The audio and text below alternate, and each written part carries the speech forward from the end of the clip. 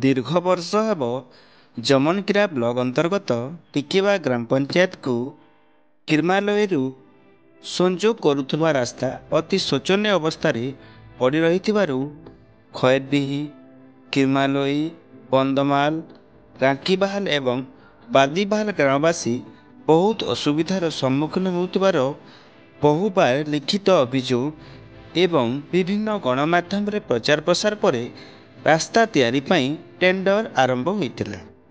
Tender कार्य समाप्त होइतिले मध्य दैनिक ठिकादार आज पर्यंत रास्ता काम आरंभ न करिवारु आज रांकीबाहाल ग्रामवासी निज गाँव में सकाल 7टारू रास्ता अवरोध करथिले। फल आज टिकिवा ग्राम पंचायत होउतिबा आम ओडिशा नवीन ओडिशार पिठा कार्यक्रम को लोक माने जाई पारि नथिले। खबर पाई टिकिवा सरपंच श्रीमती ममता बेंगरा समिति स्निग्धा पटेल जमनकिरा थाना आईसी पद्मालया साहू एवं जमनकिरा तहसीलदार घटनास्थल में पहुंची लोकों को बुझासुझा करथिले, किंतु गाँववासी केबेटू रास्ता काम आरंभ होब तार सठिक प्रतिश्रुति नदेले रास्तार उठिबेनि बोली रोकठोक मना करथिले। फल श्रीमती साहू दैनिक ठिकादार को फोन माध्यम जोगाजोग करथिले।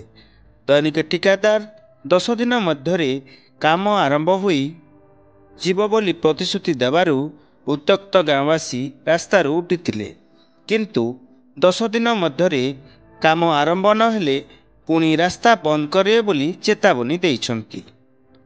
समय प्राय 1टारे रास्ता छाड़िबारू पंचायत रे हेउतिबा पिठा कार्यक्रम सामयिक भावे आरंभ होइतिला। जमनकिरारू जितेंद्र मुदुली रिपोर्ट, संधान न्यूज।